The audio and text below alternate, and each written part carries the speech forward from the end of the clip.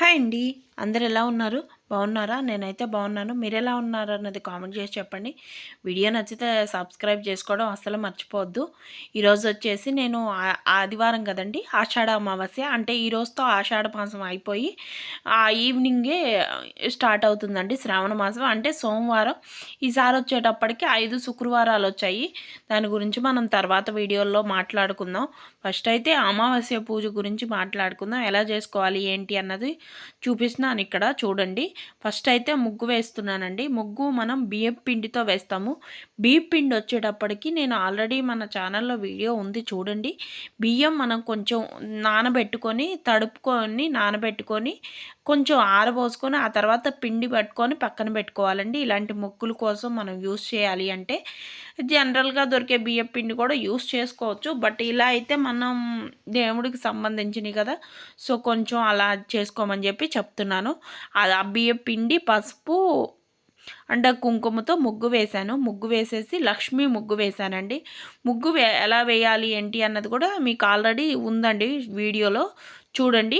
ఆ ముగ్గు వేసేసి అమ్మవారికి ఎంతో ఇష్టమైన గోల్డ్ అండ్ రెడ్ కలర్ కాంబినేషన్లో క్లాత్ వేశానండి. పీట మీద ముగ్గు మీదే పెట్టొచ్చండి, బట్ కానీ వద్దులే అని ఇట్లా క్లాత్ వేశాను. క్లాత్ వేసేసి ఆ క్లాత్ మీద లక్ష్మీదేవినే పెట్టుకుంటున్నానండి.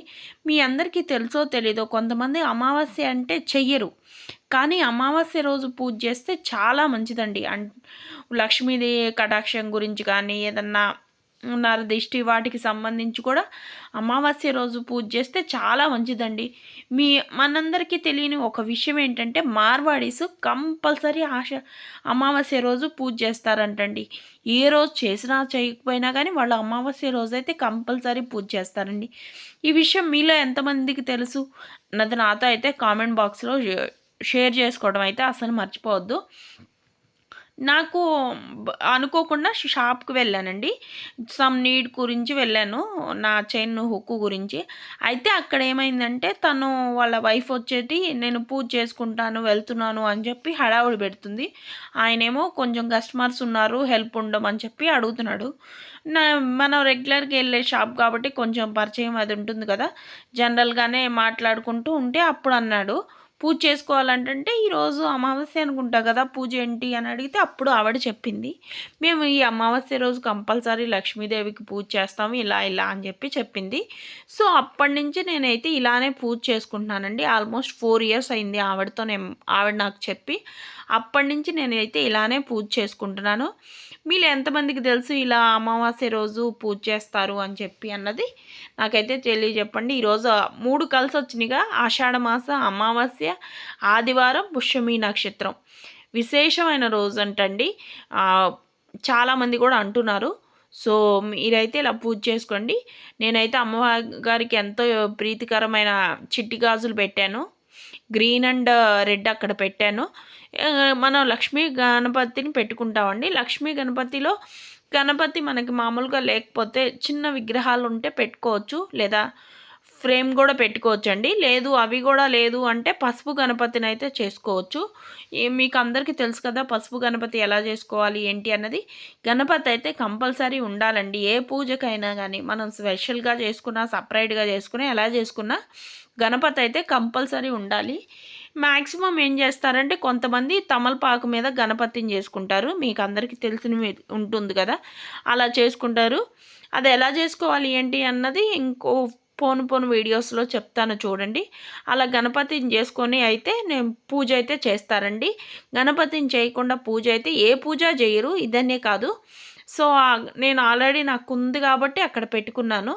ఆ గణపతి లక్ష్మీ గణపతిని పెట్టుకొని ఆ తర్వాత ఇక్కడ చూపిస్తున్నాను కదా 2 ప్రమిదలకి పసుపు రాసి కుంకుమ బొట్లు అయితే పెట్టానండి. ఆ తర్వాత ఉప్పు పోస్తున్నాను, రాక్ సాల్ట్ పోసేసి దానిలో కొంచెం పసుపు కుంకుమ అక్షంతలు వేస్తున్నానండి.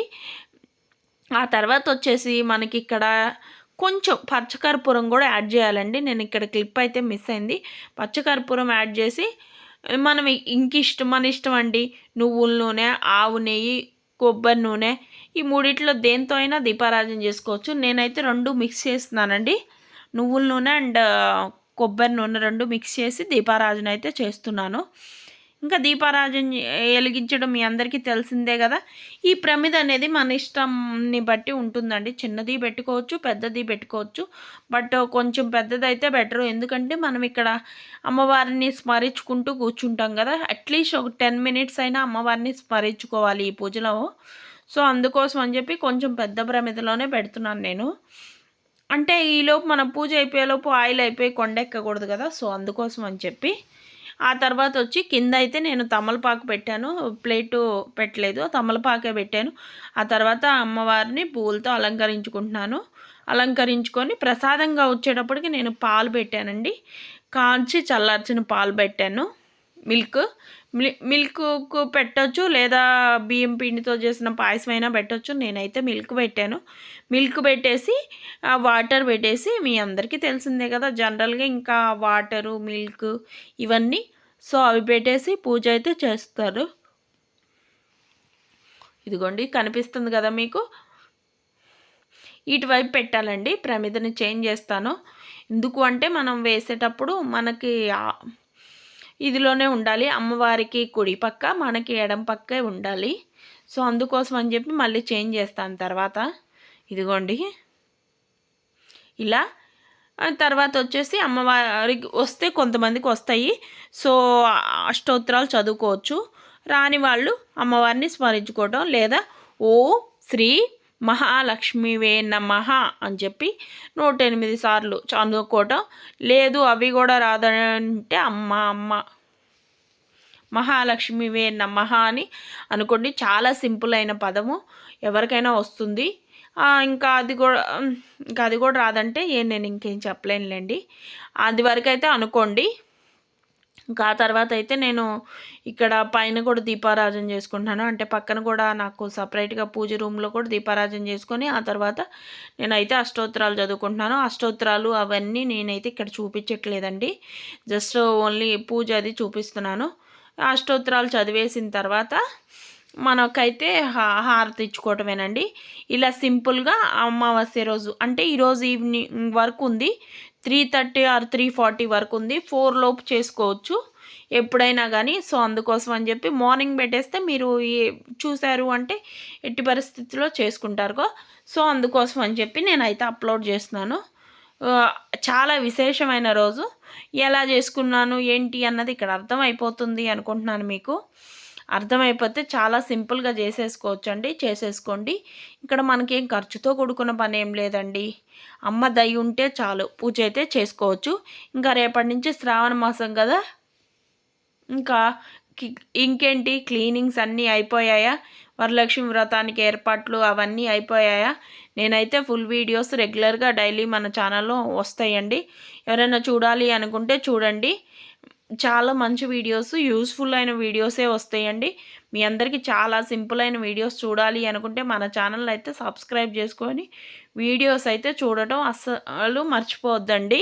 అమ్మవారికి చాలా ప్రీతికరమైన colour gold and red colour. ఎవరైనా వరలక్ష్మి వ్రతానికి శారీ తీసుకోవాలి అనుకుంటున్న వాళ్ళైతే గోల్డ్ కలర్ కానీ, రెడ్ కానీ, గ్రీన్ కలర్ కానీ తీసుకోండి. గ్రీన్ అంటే ఆకుపచ్చ అంటారు కదా, ఆ గ్రీన్ కలరు చాలా మంచిది. మనం కట్టుకోవడానికైతే రెడ్ కలరు, అమ్మవారికి అయితే గ్రీన్ కలర్ తీసుకోండి. ఎందుకంటే గోల్డ్ కలర్లో అంత లుక్ అన్నీ అనిపించదు, బట్ అమ్మవారికి అదే కలర్ ఇష్టం.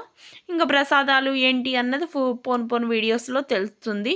ఇక్కడైతే నేను మీతో మాట్లాడుతూనే పూజ అయితే చేస్తున్నానండి. మీ అందరికీ అర్థమవుతుంది కదా, నేను అంత డీటెయిల్గా అయితే పూజ ఇలా అని చూపిస్తున్నాను అండ్ చెప్తూనే ఉన్నాను కదా. ఆ తర్వాత నేను ఇక్కడ అష్టోత్తరాలు చదువుకుంటున్నానండి. అదే ఇక్కడ చిట్టి గాజులు, గోమతి చక్రాలు, మళ్ళీ తామర గింజలు, గురిగింజలు అన్నితో కలిపి నేను అష్టోత్తరాలు చదువుకుంటున్నాను. ఆ తర్వాత అయితే ఇలా నా పూజ అయితే కంప్లీట్ అయిపోయిందండి. ఫైనల్గా చాలా బాగా జరిగిందండి. అనుకోకుండా స్టార్ట్ చేశాను, అనుకోకుండా వీడియో కూడా తీశానండి. అనుకోలేదు, జస్ట్ పూజ చేసుకుందాం అనుకున్నా, మీకు ఇన్ఫర్మేషన్ ఇద్దాం కదా అన్నట్టు వీడియో షూట్ చేశాను. అయితే పూజ అయితే చాలా బాగా జరిగింది. ఇదండి ఈరోజు వీడియో. మరో మంచి వీడియోతో రేపైతే కలుద్దాం. అంతవరకు మన ఛానల్ అయితే సబ్స్క్రైబ్ చేసుకోవడం అస్సలు మర్చిపోద్దు.